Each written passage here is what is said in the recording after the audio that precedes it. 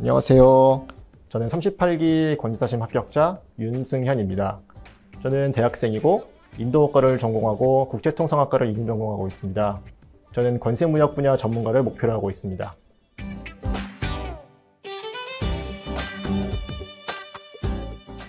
저는 전부터 무역 쪽에 관심이 있었고 원래는 해외 영업 직군 쪽으로 갈 생각이었습니다. 그래서 제가 코트라 문방무역관 쪽으로 현장 실습을 갔다 오게 되었는데, 거기서 이제 제가 느꼈던 게 무역이라는 게 계약만 성사되면 끝나는 게 아니라 통관 단계나 아니면은 이제 클레임 같은 경우가 많이 발생하는 경우를 봤고, 이런 문제가 발생했을 때 무역 쪽의 전문 지식이 정말 중요하구나 라는 걸 느꼈습니다. 그래서 이와 관련해서 무역 관련 자격증을 따오다 보니까 권지사까지 오게 되었습니다.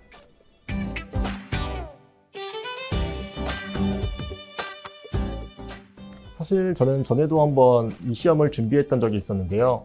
그때 실패했던 이유가 집에서 인강으로 들어서라고 생각하고 올해는 꼭 현장 강의를 들어야겠다고 마음먹었습니다. 사실 수험생 입장에서는 이제 시간적인 문제가 되게 중요하잖아요. 그래서 집과 이제 가장 가깝고 접근성이 좋은 곳을 찾다 보니까 종로에 있는 이패스 권지사학원을 오게 되었습니다. 또 시설적인 부분도 되게 큰 역할을 했습니다. 제가 처음 들어왔을 때 작년에 이제 이패스 권지사학원이 리모델링을 해가지고 시설적인 부분이 굉장히 좋았습니다.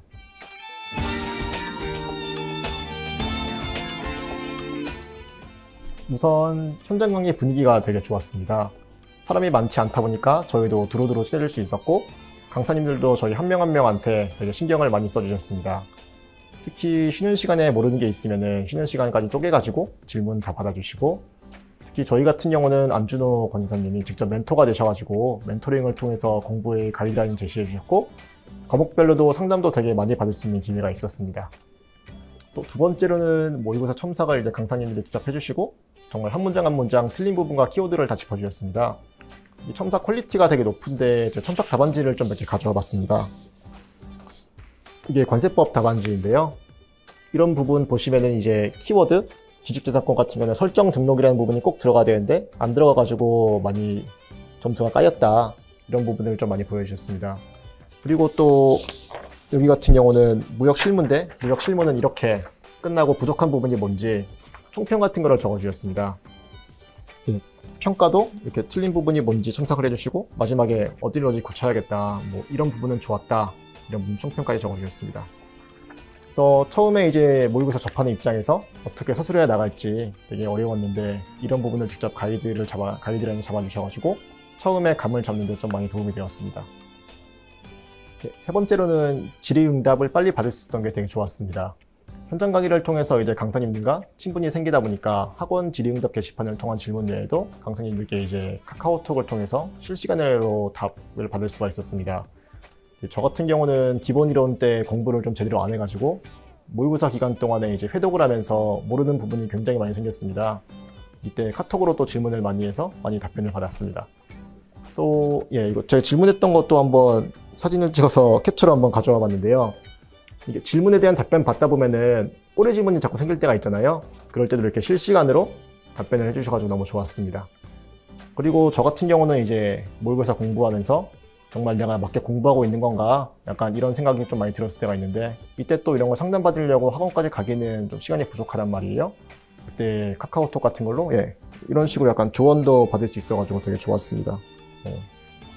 어려운 것보다 뭐 기본적인 내용에 충실하는 게 좋을 것 같아요. 막 이런 내용들 좀 많이 도움이 됐던 것 같습니다.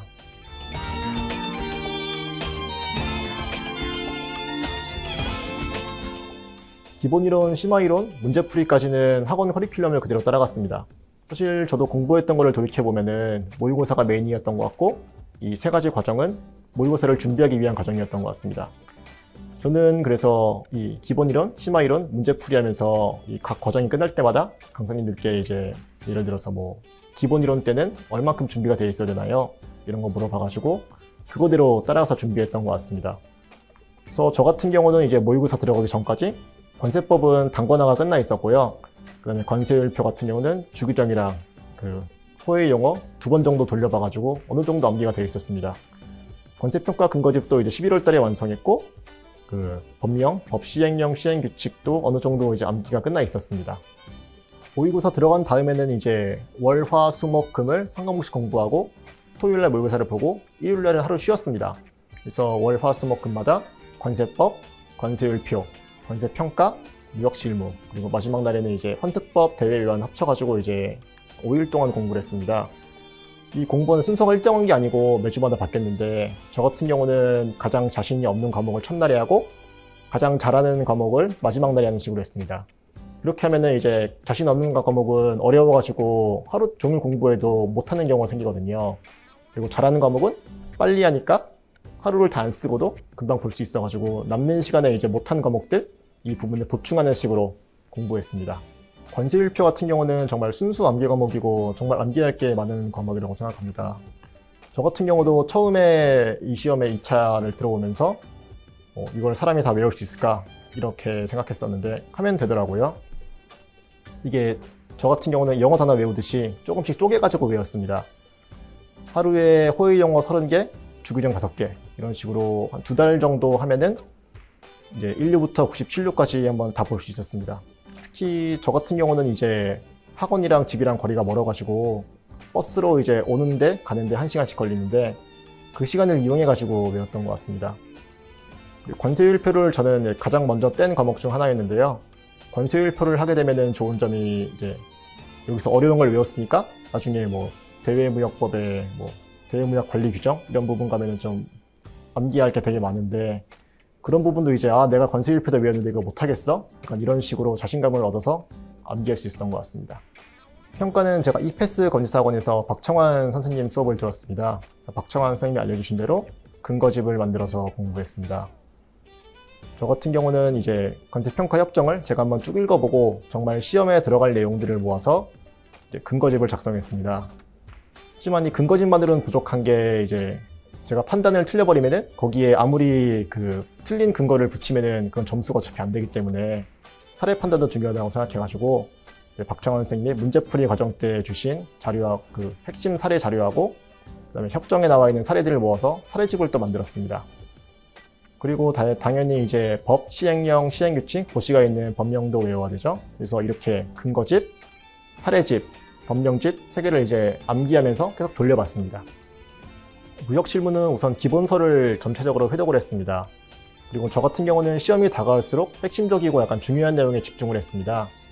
협약의 경우에는 이제 CISG, 인코텀즈, UCP, URC, 그다음에 ICC, 그러니까 보험적 협회적 약관 여기까지는 완벽하게 암기했고 그다음에 EUCP나 MIA, 뉴욕협약은 약간 중요한 부분만 챙겨왔습니다. 사실 이번 시험에서 50점 문제로 몬트리올 협약이 출제되었지만 저는 이런 부분이 이제 시험의 당락에 결정적인 역할을 하지 않는다고 봅니다. 저도 이번에 일본에서 득점을 거의 못했지만 10점짜리 문제에서 이제 만점을 받아가지고 무역실무에서 좀 안정적인 점수를 챙겨갈 수 있었습니다. 제가 생각하기에 관세사 시험은 상대평가입니다. 어차피 내가 모르는 것은 다른 사람들도 모릅니다. 상대평가라는 건 약간 이런 거죠. 곰이 나를 쫓아간다고 해서 내가 곰보다 빨리 뛸 필요는 없습니다. 그냥 저 옆에 있는 사람보다만 빨리 뛰기만 하면 됩니다. 이처럼 약간 무역실무는 공부 범위가 되게 넓은데요. 다른 수험생들이 모르는 부분을 약간 남은 맞춤으로써 좀 더 우위를 가져갈 수 있긴 하겠지만 이런 지엽적인 부분에 시간을 많이 투자함으로써 다른 기본적인 부분을 놓치면 절대 안 된다고 생각합니다. 환특법이랑 대외외환 이 3과목은 이제 법 시행령이 적힌 법령집을 통째로 다 통암기했습니다. 이것도 약간 당연한 얘기지만 중요한 부분 그리고 시험에 나올 확률이 높은 부분부터 좀 챙겼습니다.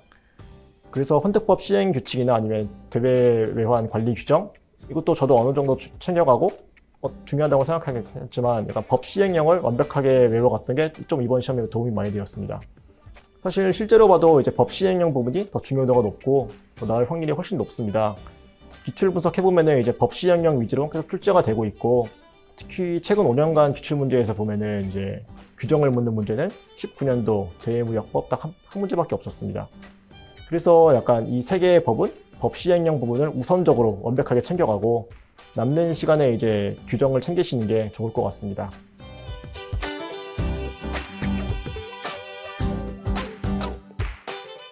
저는 하루에 몇 시간 이렇게 딱 공부 시간이 정해져 있는 스타일은 아니었습니다. 그리고 공부 시간이 그렇게 많은 편이 아니었지만 공부할 때 굉장히 집중해서 하는 스타일이었습니다. 저는 스탑워치 타이머를 이제 실제 시험 시간인 80분으로 맞춰놓고 스탑워치를 친 다음에 80분 동안은 완전히 집중했습니다. 이런 식으로 하루에 5번, 6번 정도 스탑워치를 치면은 이제 공부가 끝났던 것 같습니다.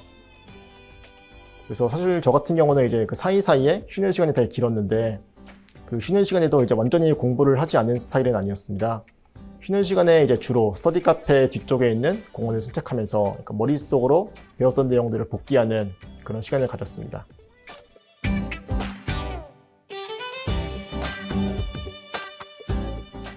사실 모의고사 기간 동안 되게 힘들었습니다. 이게 수험 생활이 힘든 게 솔직히 공부하는 것 자체가 힘든 게 아니라 미래에 대한 불확실성이잖아요. 내가 시험 붙을지 떨어질지 모르는. 그래서 근데 그 당시에 이제 힘들어도 공부를 멈출 수가 없었는데요. 근데 또 저희 이패스 권위사 같은 경우는 소수정예다 보니까 제가 모의고사 답안을 쓰면은 저랑 아예 모르는 사람이 보는 게 아니라 저하고 아는 또 저하고 친한 강사님이 이걸 보잖아요. 그럼 지금까지 이제 수업 시간에 열심히 가르쳐 주시고 중요하다고 강조하셨던 내용인데 제가 또 이거 잘 못 쓰고 점수가 안 나오면 되게 미안하잖아요. 그래서 약간 그런 부담감 때문에 더 열심히 했던 것 같습니다. 그래도 강사님들이 항상 응원해 주시고 가족들도 응원해 주셔가지고 힘든 수험 생활을 마치고 시험에 합격할 수 있었던 것 같습니다.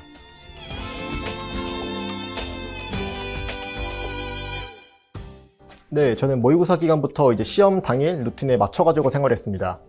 시험날 이제 제가 실제로 일어날 6시 반에 아침에 일어나고 아침을 먹고 샤워하고 아침 7시 반에 항상 이제 집에서 스터디 카페로 나왔습니다. 점심도 항상 시험 점심시간에 맞춰가지고 먹고 낮잠도 잤습니다. 저는 실제로도 시험장에서도 점심을 먹고 낮잠 잤습니다. 그리고 이제 실제 시험 시간인 아침 9시 반부터 저녁 5시 10분까지는 항상 이제 집중 상태를 유지하려고 노력했었습니다.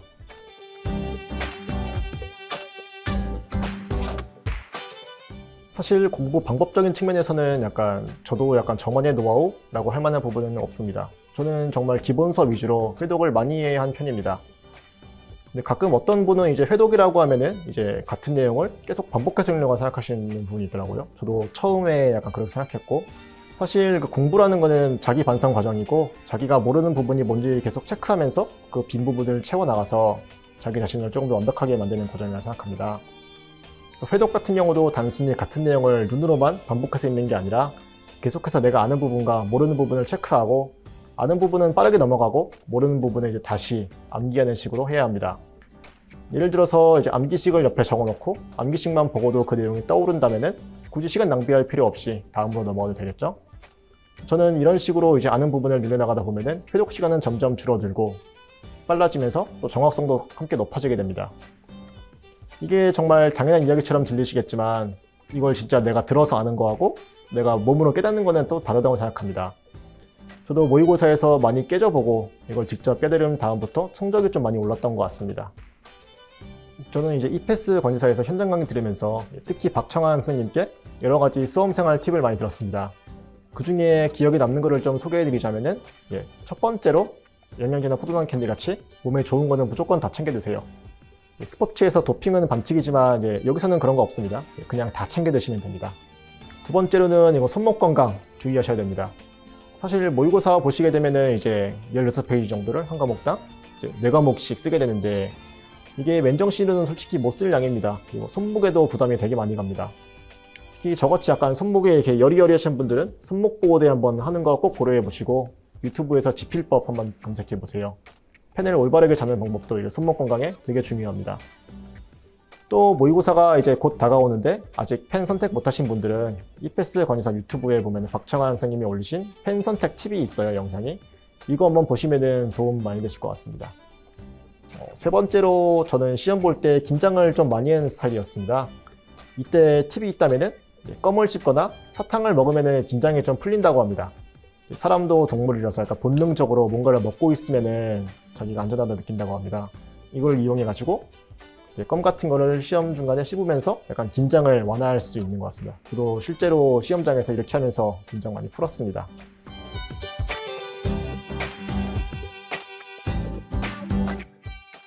권지사 시험 합격은 이제 수험 생활은 끝이지만 전문직으로서 새로운 시작이라고 생각합니다. 전문직은 전문 지식으로 이제 먹고 사는 거기 때문에 전문성을 높이기 위해서 계속 공부를 해 나가야 되고 저도 이제 권지사로서 실무 경험을 하면서 실무 경험을 통해서 전문성을 쌓아 나갈 생각입니다. 또 저는 건설을 넘어서가지고 이제 더 나아가 저희 목표인 건설무역 분야의 최고 전문가가 되기 위해서 노력하려고 합니다.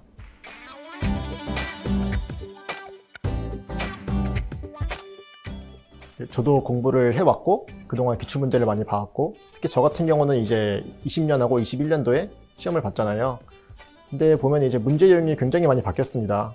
혹자는 이런 문제 유형을 보고 이제 더 이상 실력이 아니라 운에 의해 그러니까 운에 의해서 결정되는 시험이 아니냐라고 말하기도 하는데, 그럼에도 불구하고 제가 볼 때 붙을 사람은 또 어떻게 다 붙는 것 같습니다. 그리고 이게 붙는 사람이라는 게 잘하는 사람이 붙는 게 아니라 끝까지 포기하지 않고 가는 사람이 붙는 것 같습니다. 아마 모의고사 기간 동안에 이제 굉장히 힘들 텐데 끝까지 포기하지 않고 계속 열정을 다하시는 분들이 좋은 결과가 있지 않을까 싶습니다.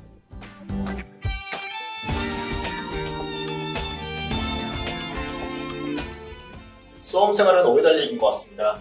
오래 달리기 하다 보면은 이제 걷는 속도로 느리게 달리더라도 계속 달려야지 한 번이라도 쉬면은 다시 달리기 힘들잖아요. 그런 것처럼 수험 생활에서도 이제 슬럼프나 어려운 시기가 오실 텐데 그때 천천히라도 달리셔야지 멈추시면 이제 다시 달리기 힘든 그런 것 같습니다. 그리고 정말 이제 수험 생활 하다 보면은 노력은 배신하지 않습니다. 정말 노력한 만큼 결과가 나오는 것 같습니다. 미래의 내가 지금의 나를 보고 한 점의 후회도 없도록 지금 이 순간에 최선을 다하시길 바랍니다. 수험생 여러분, 파이팅 하세요!